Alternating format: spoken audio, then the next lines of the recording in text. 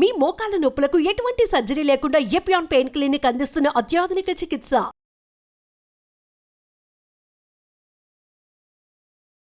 నమస్తే, welcome to Suman TV. Fatty liver సమస్య ఈ మధ్య కాలంలోని అందరిలో కూడా చాలా సర్వసాధారణంగా కనిపిస్తున్నటువంటి సమస్య. ఫ్యాటీ లివర్ అంటే ఇంతకు ముందు మద్యం సేవించే వాళ్ళు, అలాగే మాంసాహారం ఎక్కువగా తీసుకునే వాళ్ళలోని ఫ్యాటీ లివర్ వస్తుంది అని వినేవాళ్ళం. బట్ ఇప్పుడు నాన్ ఆల్కహాలిక్ వాళ్ళు కూడా ఫ్యాటీ లివర్ చూస్తున్నాం. ఎందుకు ఈ సమస్య రోజు రోజుకు పెరుగుతూ వస్తుంది? సో దీనికి సొల్యూషన్ ఏంటి? ఈ విషయాలన్నీ కూడా మాట్లాడేద్దాం. సో మనతో పాటు ఉన్నారు జనరల్ ఫిజిషియన్ డాక్టర్ రాజేష్ గారు from Renova hospital. Hello sir. Hello sir, fatty liver సమస్య అంటే చాలా మంది ఇంతకు ముందు అయితే భయపడేవారు. ఇప్పుడైతే ఇది ఎవరికి చెక్ చేసినా ఇది కామన్గా కనిపిస్తూనే ఉంది, ఇట్స్ వెరీ కామన్ అని చాలా లైట్ తీసుకుంటూ ఉన్నారు. సో ఒకప్పుడైతే మనకి మద్యం తాగే వాళ్ళలోనే ఫ్యాటీ లివర్ వచ్చేది కాబట్టి, సో ఎవరికైనా ఫ్యాటీ లివర్ ప్రాబ్లం ఉందని అంటే నీకు డ్రింక్ చేసే అలవాటు ఉందా అని డాక్టర్గా మీరే క్వశ్చన్ చేస్తూ ఉంటారు కదా. బట్ డ్రింక్ చేయని వాళ్ళకి కూడా ఎందుకు వస్తుంది ఇది? బేసిక్లీ మీరు అన్నది కరెక్ట్. ఇన్ ప్రాక్టీస్ మేము గమనించేది ఏంటంటే fatty liver is a happening thing now. అంటే ఏదైతే heart attack, brain attack, kidney failure ఇవి ఎక్కువ వినేవాళ్ళమో లివర్ ఫెయిల్యూర్ ఎక్కువగా కనిపిస్తుంది. చాలా ఫ్రీక్వెంట్గా కూడా అది మేము అక్వైంట్ అవుతున్నాం. దానికి మేజర్ రీజన్ ఏంటంటే ఎప్పుడు చెప్తున్నట్టే metabolic life style disease. So ఈ ఫ్యాటీ లివర్కి కూడా అలా మెటబాలిజం రిలేటెడ్ అన్నట్టు పెట్టారు. ఇది వరకు ఫ్యాటీ లివర్ని నాన్ ఆల్కహాలిక్ స్టియటోటిక్ హెపటైటిస్ అనేవాళ్ళు. దాన్ని మార్చేసి మెటబాలిజం అనే వర్డ్ పెట్టి మ్యాసల్డ్ అని పెట్టారు. So metabolic altered liver disease something like that వస్తుంది అది. సో దానికి మెటబాలిజంకి కనెక్షన్ పెట్టారు కాబట్టి ఇప్పుడు మెటబాలిజం అనగానే ఫస్ట్ మనకు గుర్తు రావాల్సింది ఊబకాయం. సో ఫ్యాట్ అండ్ ఊబకాయం గో హ్యాండ్ ఇన్ హ్యాండ్. దాని కారణంగా మనకేమవుతుందంటే ఈ ఫ్యాటీ లివర్ ఇన్సిడెన్స్ అనేది పెరుగుతుంది. That's number 1. Number 2, diabetes. Diabetes వల్ల ఫ్యాటీ లివర్ చాలా మందిలో కనబడుతుంది. సో మనకు తెలిసిన విషయమే, డయాబెటీస్ అనేది ప్రపంచవ్యాప్తంగా పోల్చుకుంటే మన దగ్గర చాలా ఎక్కువ మంది ఉన్నారు. And that to very young people diagnosis ఎక్కువ అవుతుంది ఈ మధ్యకాలంలో. సో వీళ్ళందరిలో ఉండే ప్రాబ్లం ఏంటంటే అధికంగా బరువు ఉండడం, అధికంగా ఫ్యాట్ ఉండడం, దానివల్ల ఫ్యాటీ లివర్ అనేది ఎక్కువగా కనబడుతూ ఉంది. ఇక వేరే మనం మాట్లాడుకుంటే మనకున్న life style number 1 major issue అది కూడా. ఎందుకంటే లేట్ నైట్ లైఫ్ ఎక్కువైంది, కన్సంప్షన్ ఆఫ్ అన్రిక్వైర్డ్ థింగ్స్ ఎక్కువైంది.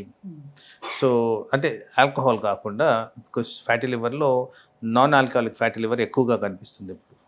సో డైట్ కన్సంప్షన్ ఎక్కువగా ఉంది, లేట్గా తినడం, పడుకోవడం, నో యాక్టివిటీ. సో ఇలాంటివన్నీ కూడా ఫ్యాటీ లివర్కి దారితీస్తుంది. So A kind of diet తీసుకోవడం వల్ల కూడా ఫ్యాటీ లివర్ వచ్చే అవకాశం ఆబ్వియస్ కదా, it's fat related food.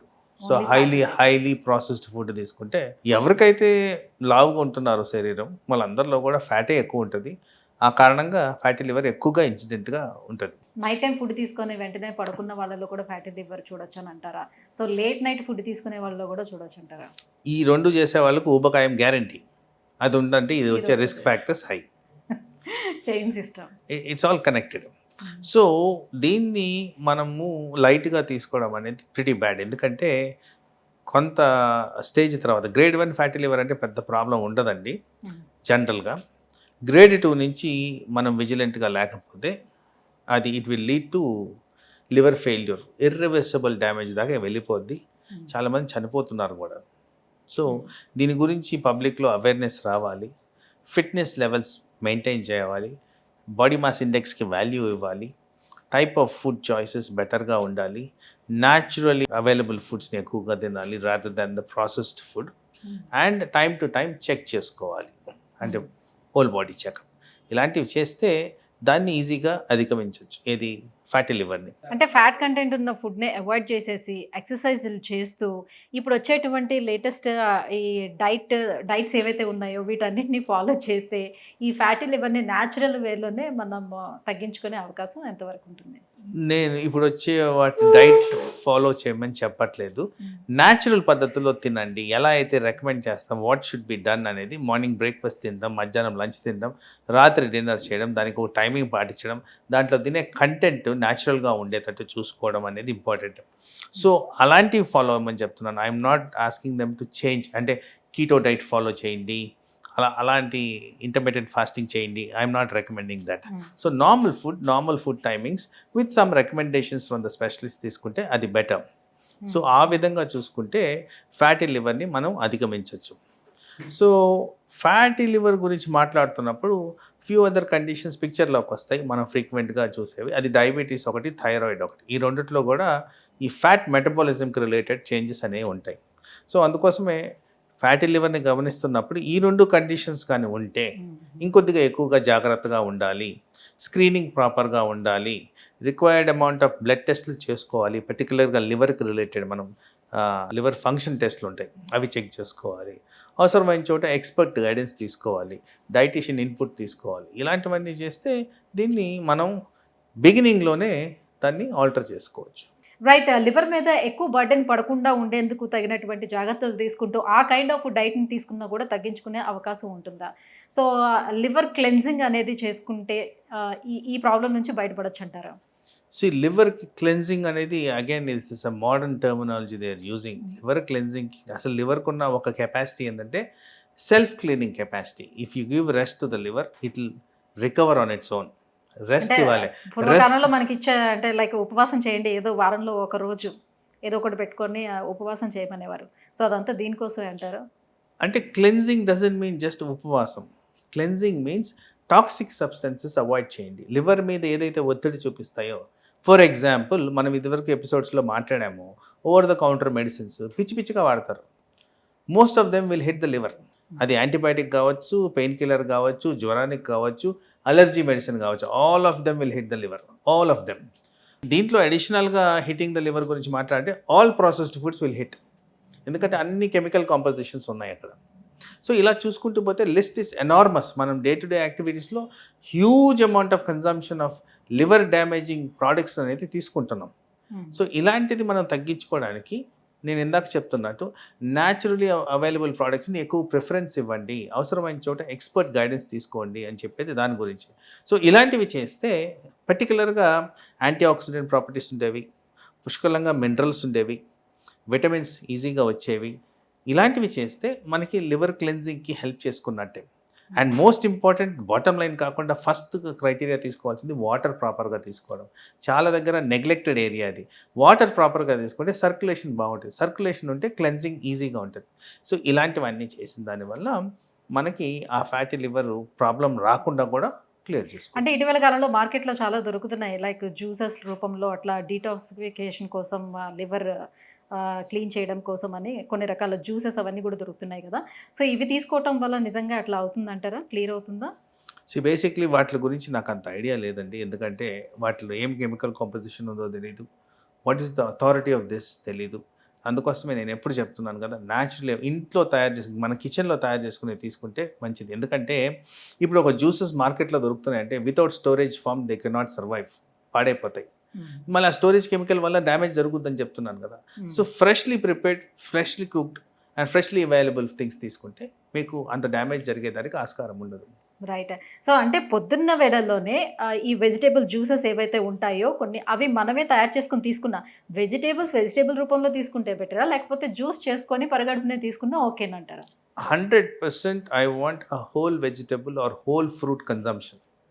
As a doctor నేను చెప్పేది ఏంటి అంటే, దాంట్లో మీరు ఏదైతే చెత్తని తీసి పడేస్తున్నారో దాంట్లో చాలా మటుకు విలువలు ఉన్న సబ్స్టెన్సెస్ మన బాడీకి పనికొచ్చేవి ఉంటాయి. కాబట్టి జ్యూసెస్ తీసుకోవద్దు. ఇక్కడ రేషనల్ ఏంటంటే, ఒక జ్యూస్ గ్లాస్ తయారు చేయాలంటే ఫర్ ఎగ్జాంపుల్ యాపిల్ అనుకుందాం, 4-5 యాపిల్స్ అయింది ఒక గ్లాస్ ఆఫ్ జ్యూస్ రాదు.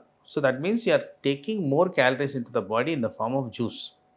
రెండోది ఆ ఫైబర్ అంతా తీసి పడేస్తున్నాం, which is got medicinal values, హెల్త్కి పనికొచ్చే వాల్యూస్. ఆ యాపిల్ మీద ఉన్న తొక్కకి పిగ్మెంటేషన్ ఉంటుంది, ఎర్రగా ఉంటుంది. దానివల్ల మనకి హిమోగ్లోబిన్ రావచ్చు, యాంటీ ఆక్సిడెంట్ ప్రాపర్టీస్ ఉంటాయి, వైటమిన్ సి వస్తుంది. ఇవన్నీ తీసి పడేస్తున్నాం.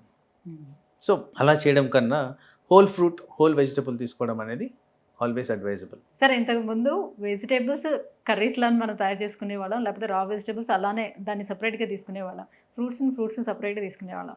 ఇప్పుడు అన్నీ కూడా వెజిటేబుల్స్ ఫ్రూట్స్ మిక్స్ చేసి జ్యూసెస్గా తీసుకోవటం, లేకపోతే రెండు మిక్స్ చేసి సలాడ్స్గా తీసుకోవడం చేస్తున్నారు. అసలు ఈ కాంబినేషన్లో తీసుకుంటే ఏమైనా ఇబ్బంది ఉంటుందా? I don't think there is a problem అట్లా మిక్స్ చేసి తీసుకోవడంలో. It is personal choice.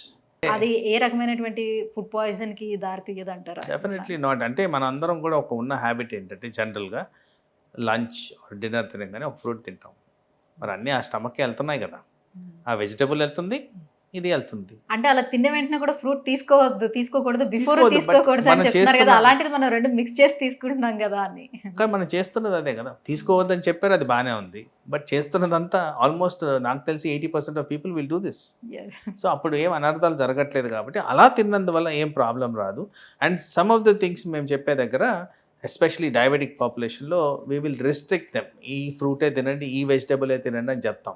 అలా తిన్నప్పుడు వాళ్ళు మిక్స్ చేసుకొని తినాల్సిన పరిస్థితి. కొంతమందికి ఈ మధ్యకాలంలో ఇరిటబుల్ బౌల్ సిండ్రోమ్ చాలా ఫ్రీక్వెంట్గా వింటున్నాం. కొన్ని సబ్స్టెన్సెస్ పడవు వాళ్ళకి, సో చాయిసెస్ ఆఫ్ ఫుడ్స్ దొరకవు. సో అందుకోసం మిక్చర్ చేసుకొని తినాల్సిన పరిస్థితి. అండ్ అన్ఫార్చునేట్లీ నేను చెప్పిన విధంగా హైయెస్ట్ పాపులేషన్ ఆఫ్ డయాబెటీస్ ఉంది కాబట్టి ఎక్కువ మంది ఇలాంటి ప్రాబ్లంతో ఫేస్ చేస్తున్నారు కాబట్టి వీళ్ళకి ఈ ఆపర్చునిటీ అనేది మనం క్రియేట్ చేసుకోవాల్సిన అవసరం ఉంటుంది. And salads, mixture, fruits and vegetables together. Right. Sleep కి ఫ్యాటీ లివర్ కి ఏమైనా సంబంధం ఉంటుందా? బేసిక్లీ ఎవరైతే రాత్రులు పడుకోరో తింటారు, దట్స్ వాట్ దే డూ. అది తినగానే ఊబకాయంగా దారితీస్తుంది. డైరెక్ట్ ఎఫెక్ట్ కాదు, ఇలా ఇండైరెక్ట్గా ఎవరైతే రాత్రులు పని చేస్తారో, వర్క్ చేస్తారో, మార్నింగ్ టైము తినేసి పడుకుంటారు, which is against the rule of what I advise. So తినగానే పడుకోవద్దని చెప్తాను. వాళ్ళకి ఓపిక ఉండదు, తినగానే పడుకుంటారు, అగైన్ ఫ్యాటీ లివర్కి దారితీస్తుంది. అండ్ ఆ తినేది కూడా హైలీ ప్రాసెస్డ్ ఫుడ్ తింటారు. ఇట్స్ అన్ఫార్చునేట్ ఫ్యాక్ట్ అది. సో ఇలాంటివి స్లీప్కి దానికి కనెక్షన్ వచ్చే విధంగానే ఉంటుంది ఇదంతా. But thank you sir, thank you so much. Fatty liver రావడానికి కారణాలు అండ్ ఏ విషయాలను అవాయిడ్ చేసుకోవాల్సిన అవసరం ఉంటుంది ఫ్యాటీ లివర్ రాకుండా ఉండటానికి, ఈ విషయాలన్నీ కూడా తెలియజేసినందుకు thank you so much. Thank you.